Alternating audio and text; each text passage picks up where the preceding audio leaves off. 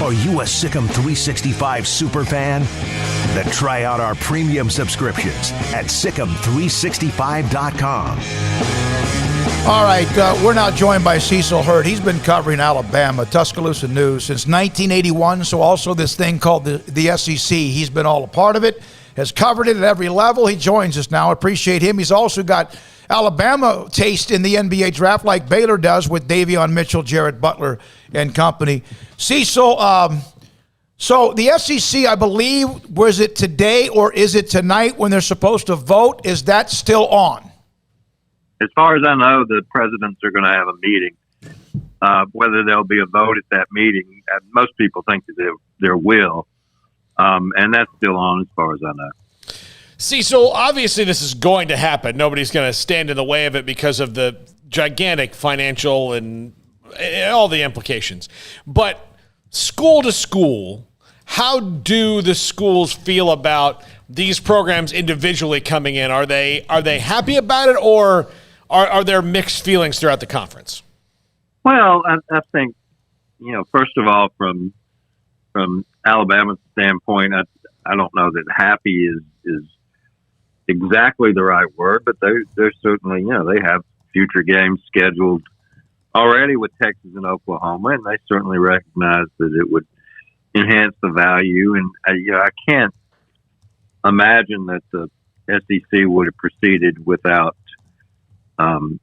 Alabama, Georgia, Florida, Kentucky, at least given tacit consent. Now, where Texas A&M stands, that might be a little bit different. Where Vanderbilt stands, it's two more really good teams that they're going to try and get above in football, at least in basketball. At the same time, a lot more money for everybody in the next media rights negotiation, and that's what every member institution is counting on. The only one I think A&M, they have a long history with Texas up to Oklahoma, and maybe Arkansas a little bit. They're older people at Arkansas that were glad to get out of the Southwest Conference. Obviously, first of all, financially, but second, to get away from Texas. So, there may be some of that, but money talks, and that's the kind of salve that you can rub on a sore butt, and it makes it feel a lot better. Yeah, Benjamins, right? Put Benjamins, get a little Vaseline, and just kind of rub out any kind of chafing or whatever it might be. Green salve. That's what I recommend. Yeah. Cecil, does Alabama give a damn who joins the conference as long as they're still Alabama? Well, again, there would be a limit. I mean, they want to keep the value high. Like any league member, they don't want to bring somebody in to get a slice of the pie that they don't feel like contributes. Now, Texas and Oklahoma obviously contribute. There would be some other schools. I don't think that Alabama would be in favor necessarily of unless the forensic accountants showed them, what the payouts would be.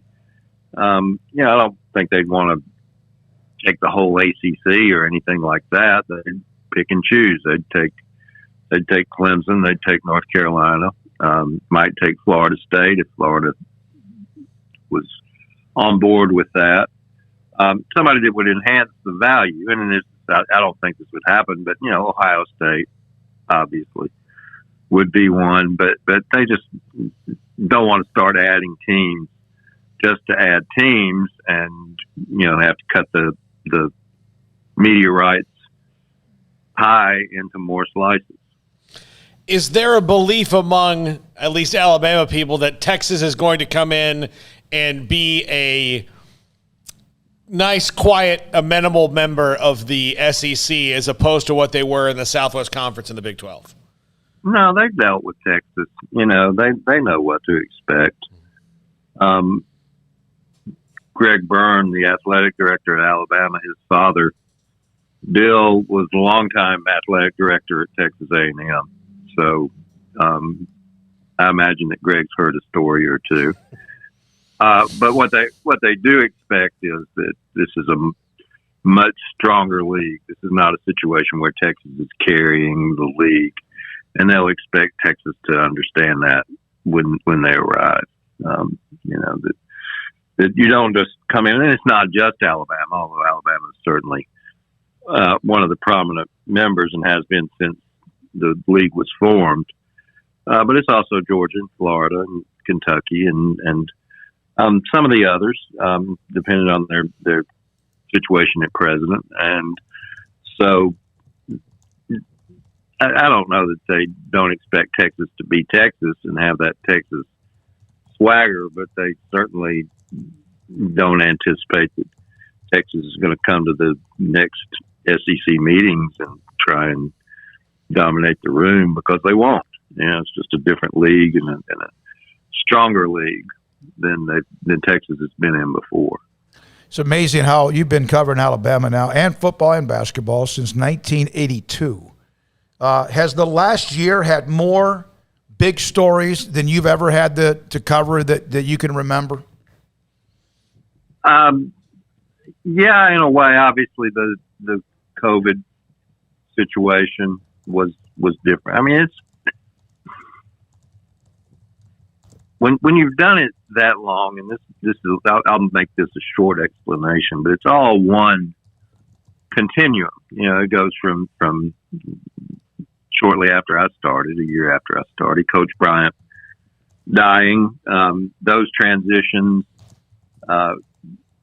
through winning a national championship in 1992, through the probation years, through hiring Nick Saban, through rebuilding a dynasty that nobody predicted could ever happen, to have a coach that's really, in many ways, surpassed what Coach Bryant did, to have had the two. I think you make a strong argument, and I'm not going to, square off with Newt Rockney's family, but the two greatest coaches, certainly in modern college football.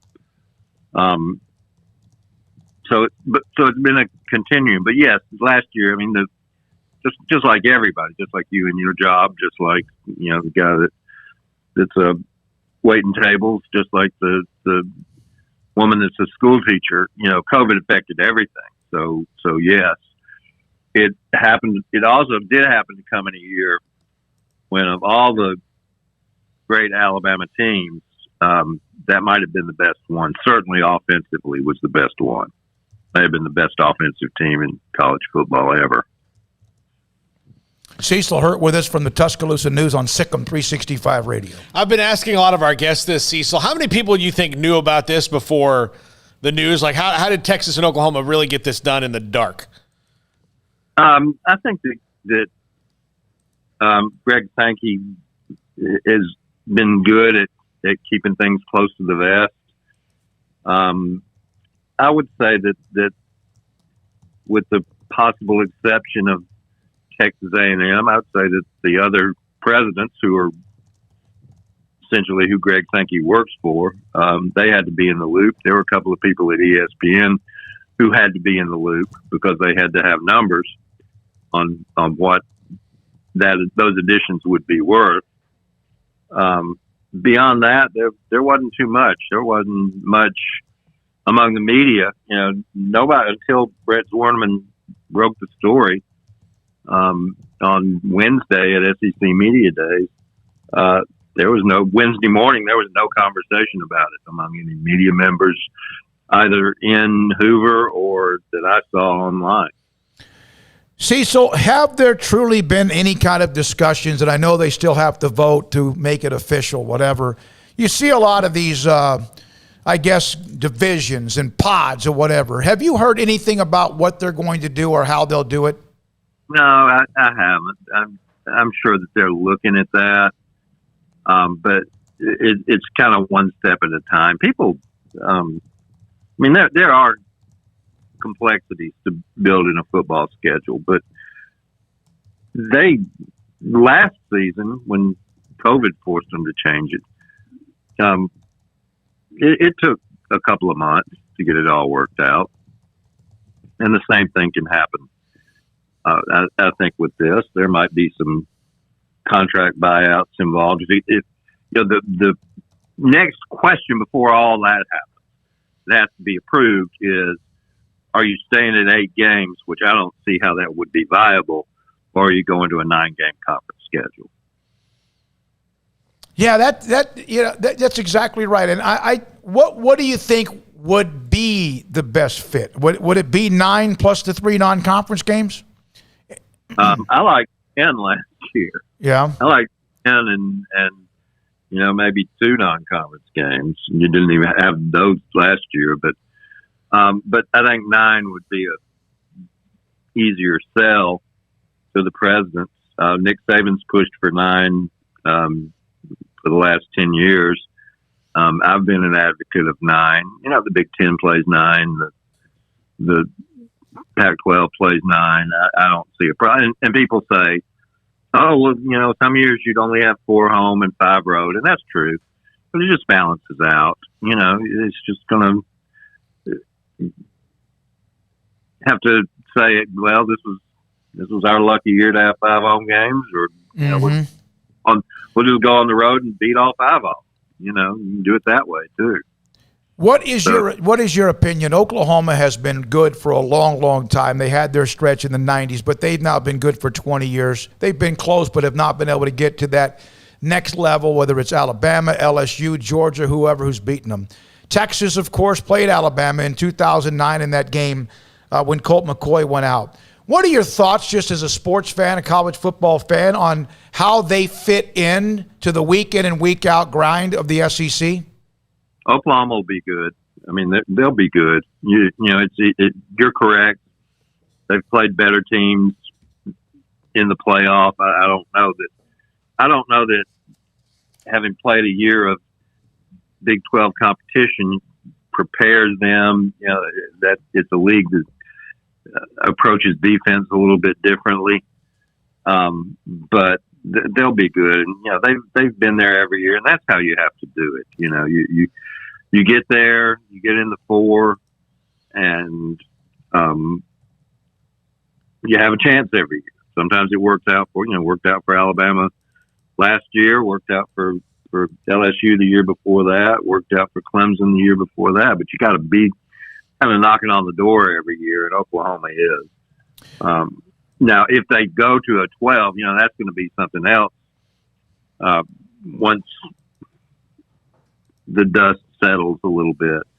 And if they go to a 12, I would think Oklahoma would have a good chance to be in the 12 every year. I would just have to see how that's structured. We're getting into such long-term scenarios and hypotheticals.